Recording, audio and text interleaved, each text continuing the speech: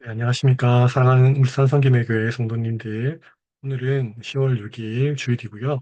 열왕기하 19장 1절에서 19절 말씀으로 매일 성경 큐티 가이드 시작하도록 하겠습니다.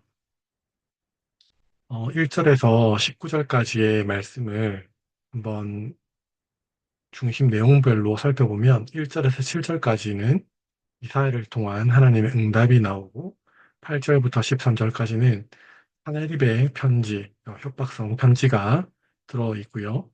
또 14절부터 19절까지는 이에 대한 히스기야의 기도가 나오고 있습니다. 어, 사실 1절부터 7절까지에서 히스기야는 하늘입의 18장에서 나왔던 하늘입의 협박에 대해서도 하나님의 신뢰를 굽히지 않고 자신의 할 일을 감당하는 모습이 나옵니다. 그는 대신들처럼 비통해하면서도 또 자신의 옷을 찢었고 벼옷을 두르고 여호와의 성전으로 갔습니다. 그래서 옷을 찢거나 벼옷을 입는 행위는 금식이나 제위 않는 행위는 누가 죽었을 때 슬픔과 괴로움을 표현하거나 심판을 당해서 겸손히 회개하는 행동 또는 신의 노여움을 풀려는 행동으로 나타납니다. 그것은 여러 가지 성경 구절에서도 알 수 있고요. 히스기야가 벼옷을 입고 성전을 찾은 것은 스스로 겸비하고 하나님의 전능함을 의지하여 기도하기 위함이었다는 것입니다. 그는 또한 선지자 이사야에게 신하들을 보내 기도를 부탁했습니다. 왕명을 따라서 왕궁 책임자 엘리야김, 서기관 셈나, 경륜 있는 연로한 제사장들이 벼옷을 두른 채 이사야에게로 갔습니다. 정치 군사적 위기에 선지자를 찾는 행동은 하나님을 의지하고 그의 뜻을 구하는 태도를 암시합니다. 이는 하나님을 유다의 진정한 왕으로 온 세상의 주권자로 인정했음을 전제합니다. 히스기야 이 같은 행동은 앞서 하스로 왕에게 조공을 보내 위기를 타개하려 한 데에서의 변화를 보여줍니다. 이런 변화가 이전의 잘못을 무마하거나 치를 없애주지는 않습니다.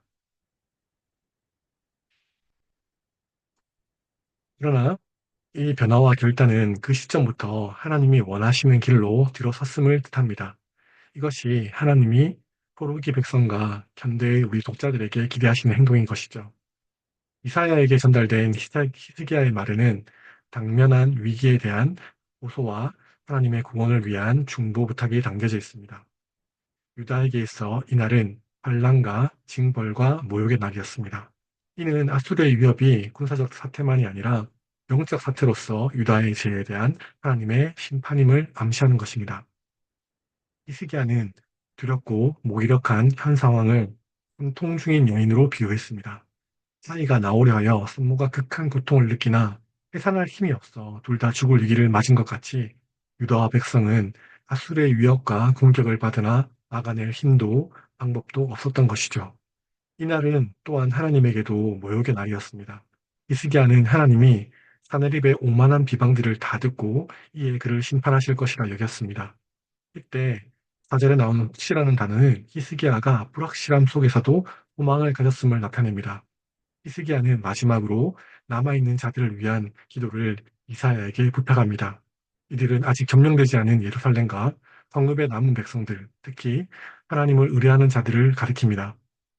히스기야의 말을 들으신 하나님은 사네립의 죽음을 예고하시며 유다의 구원을 간접적으로 알리십니다.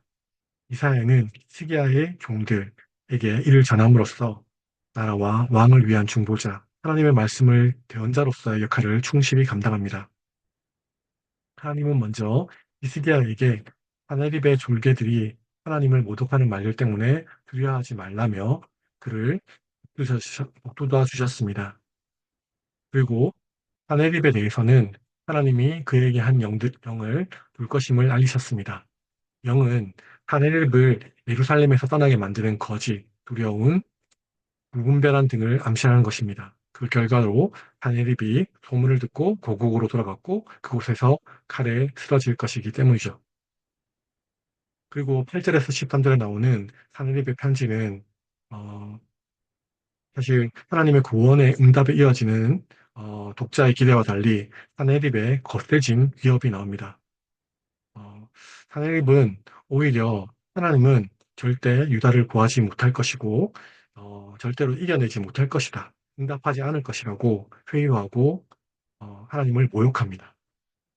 우리는 하나님께 기도하지만 때로는 그 기도에 대해서 이렇게 사단에 의한 독적인 공격이 있을 수 있음을 우리는 기억해야 될 것입니다.